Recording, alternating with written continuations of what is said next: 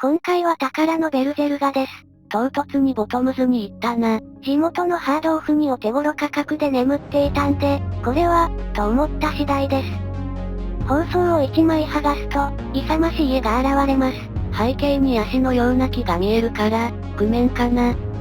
キットの方は、それほどパーツが多いわけではありません。巨大なキットではないからな。こちらには、シャッコさんのフィギュアが含まれます。登場時と立ち姿の2種類だな。あと、ボディキャップの類は存在しません。すべての関節は、プラの部品の挟み込みってことだな。大変手がかかりそうです。最後にデカールです。見た目には、普通に使えそうだな。油断は、禁物です。貼る前にきちんと対策しましょう。説明書の塗装図を見てみましょう。宝アニメカラーが指定されています。今では見ない塗料だな。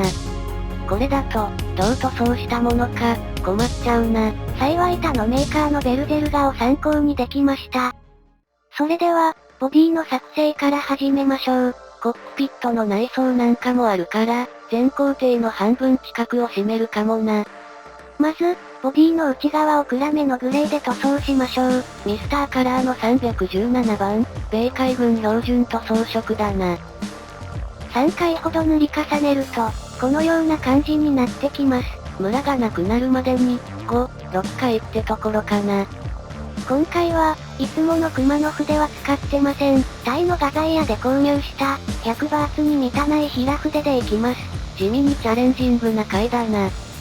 内側の塗装を完了したら、左右を組み合わせます。ズレや大きな隙間は見当たらないな。なかなか良い感じです。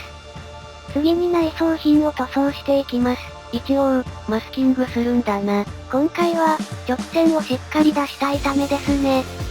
コンソールの部分は、筐体をガルグレーで塗装して、モニターには、シルバーとクリアレッドを塗装し、くぼみに墨入れをしておきます。そして、登場時のフィギュアと、立ち姿のフィギュアを並行して塗装します。ちなみに肌の色はウッドブラウンです。シャッコの肌は、結構色が濃いからな。アニメはかなり濃かったんですが、そうでもないものもあって、色の選択には、迷いました。あとは説明書の指示に従って、塗り進めます。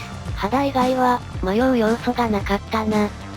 彼のコスチュームのパープルは、機体のメインカラーと同じものです。パープル、白、黒で調色したものだな。イメージにかなり近い色になりました。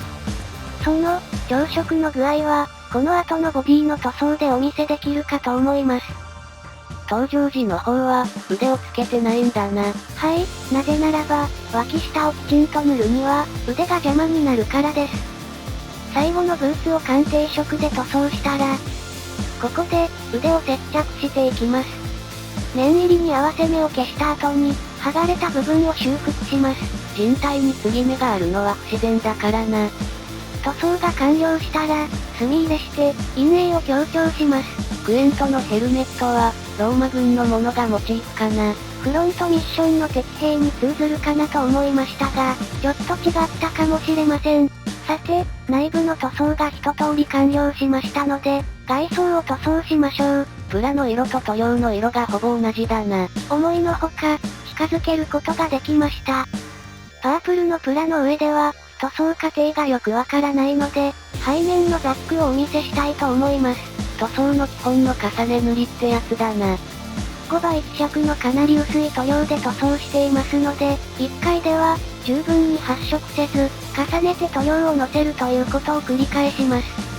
2回塗装しても、まだまだ不十分です。下地が思い切り透けてるもんな。なので、次々塗り重ねていきましょう。筆の圧力をかけすぎると、前の塗装が剥がれるから要注意だ。4回目の塗装結果です。だいぶ発色してきたな。あと1、2回で完成にこぎつけられると思います。5回目の塗装ですが、ここで失敗すれば、振り出しに戻るので、一層の注意を払って塗装します。6回の塗装が完了しました。ほぼ、ムラなく仕上がった感じだな。光の具合によって、ブラシ痕が見え隠れします。これが、この筆の限界かもしれないな。最後に念を入れて、もう一回塗装しておきたいと思います。次に頭部の塗装です。基本は、ボディの色と同じだな。バイザー部分は、ガルグレーになりますね。下地のプラとほぼ同じ色だな。あまり触れていませんが、並行して、同じ色は、なるべくまとめて塗装しております。これは、ボディの腰部分だな。プラの色が紫なので、ここはかなり辛いです。バイザーのガルグレーを塗装したら、レンズのケースをパープルで塗り分けます。ここは、マスキングしてないんだな。曲線が過ぎるので、フリーハンドを選択しました。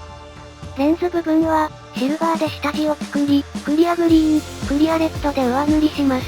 クリアの塗装は、1回だと不十分かもな。はい、ちょっと面積が広いですからね。頭部のセンターのラインを塗装します。まずは、下地だな。黄色で塗装する前にシルバーで塗装します。さらに、シルバーの上にホワイトを重ねたいと思います。プラの色が濃い色だから念入りにだな。そして、本命の黄色を着色します。下地の色が溶けてしまわないよう注意だ。通常の塗装の3倍くらい注意です。黄色は、極めてセンシティブな色なので、この程度の面積でも、重ね塗り必須です。下手すると10回以上必要だな。6回目の塗装の結果です。ほぼほぼ OK だな。最後にもう1回塗っておきましょう。これくらいの細いラインであれば、塗るというより、塗料を置いておくという感じです。余分な摩擦を生じさせない方法だな。両部のプロテクターも同じ要領でラインを入れていきます。塗装で埋まってしまった筋を再度掘り直して、ダークグレーを流し込みます。ブラックじゃないんだな。こちらの方がマイルドになるかなと思ってます。はみ出したダークグレーを綿棒で拭き取れば、完了です。これで全てのボディの部品が揃ったな。次は、組み立てです。まず、シートとパイロットのシャックをはめ込みましょう。無理なくきっちりとはめ込むことが可能です。キットの作りは非常にしっかりしてる印象だよな。そして、コックピットのカバーと頭部を据え付けます。ジョイント部分は、後からでも接着可能だ。そして、ザックを接着すれば、ボディの組み立ては完了です。次のフェーズは、スワンピークラックを含む、脚部の作成です。まずは、つま先のパーツを組み立て、磨きや削りで消えたモールドを再生します。そして、ボディと同じパープルで塗装します。これもまた塗ったかどうかわからない感じだな。また、太もも部分も組み立て後に塗装します。ただし、太もものメインカラーは、ガルグレーです。パープルにガルグレーを塗り重ねる供養だな。つま先、太もものパーツをすねで挟み込みましょう。つま先の部品は、かなりテンションが高いな。ちょっと穴を拡張した方が良いかもしれません。すねの部分には、かなりの段差ができてしまったので、大きくパテ埋めしました。表面が滑らかになっているか、サーフェイサーで確認だ。そして、すねの塗装もパープルで行います。太もものガルグレー部分にはみ出さないように、細心の注意を払う必要があるな。スワンピークラックは、完全な平面ですが、モールドで分かれている分、塗装難易度は、そこまで高くなさそうです。ガンダム系のシールドとは違うな。スワンピークラックの支柱は、本キットで、一番難しい部分の一つかもしれないです。入り組んだ構造の上、まあまあの大きさだからな。いつもの熊の筆を使わないというのも、かなりのハンディキャップですけどね。6回目の結果です。なんとなく良さそうな感じだが、まだムラが見て取れる箇所がありますから、こういう部分を重点的に対処していきましょう。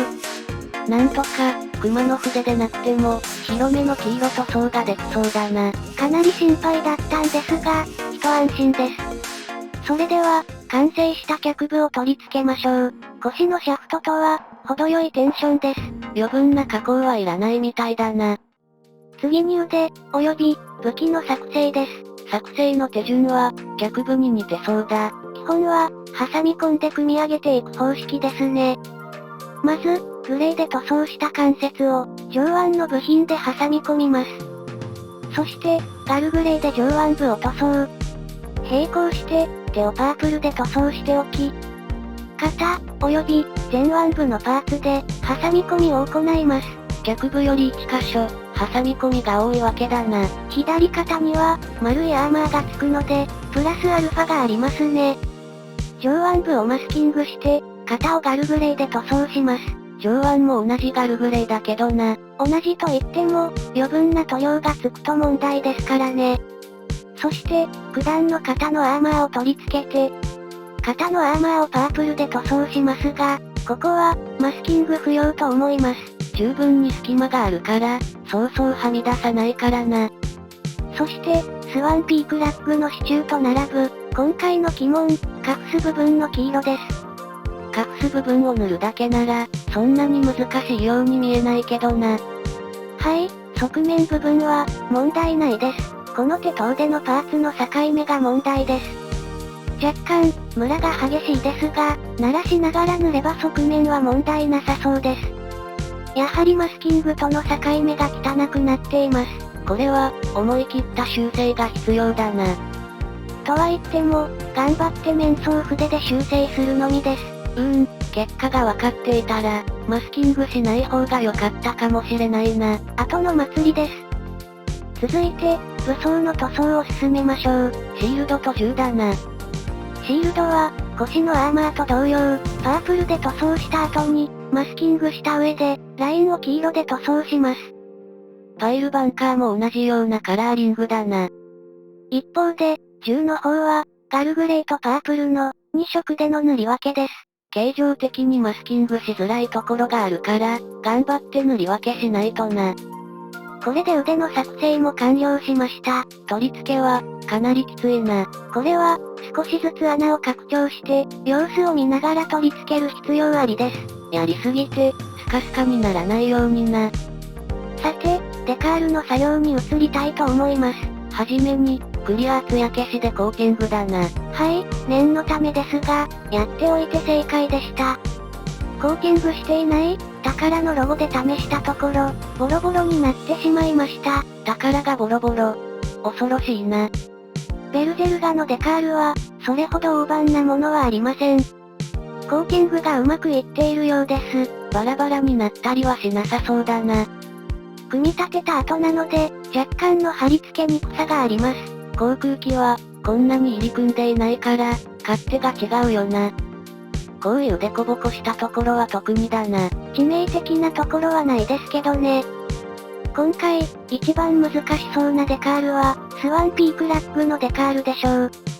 今回、コーティングを薄めにしたので、大きめのデカールだと分裂しがちなようです。真ん中で真っ二つだな。これくらいなら、全然修復可能です。さて、ふくらはぎ側のこのデカールで最後です。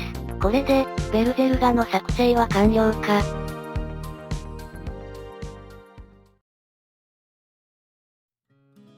35分の1、ATH964 ベルゼルガ完成です。パープルと黄色のコントラストが綺麗な機体だな。ガルグレイも一役買っているように思います。クエント人のための AT なので、クエント人のル、シャッコが登場してましたけど、主人公機の風格な気がします。クメン編で初めて見た時は、驚きと戸惑いが生じたからな。キット的には、古いということもあるのか、残念ながら、自由度があまり高くないです。腕などは、まあまあ稼働するみたいだけどな。でもコックピット周りは、十分な具合です。バイザーが開閉してる、シャッコの損害を拝むことができますし、ボディのカバーを開閉して、じっくり鑑賞することも可能です。ここは、こだわらないといけない部分かもな。その頭部の出来栄えは、結構気に入ってます。レンズがうまく雰囲気を出せた気がするな。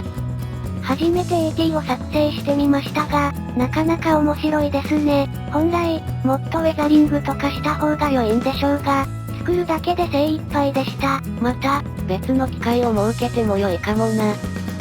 少し毛色の違う陸戦兵器として、ボトムズから AT を選択してみましたが、いかがでしたでしょうか？こういうのをチョイスするかどうかは、反響次第だな。一応 AT としては、もう一体、ブルーティッシュドッグが手元にありますからね。それでは、長い時間のご視聴ありがとうございました。また、次回、よろしくお願いいたします。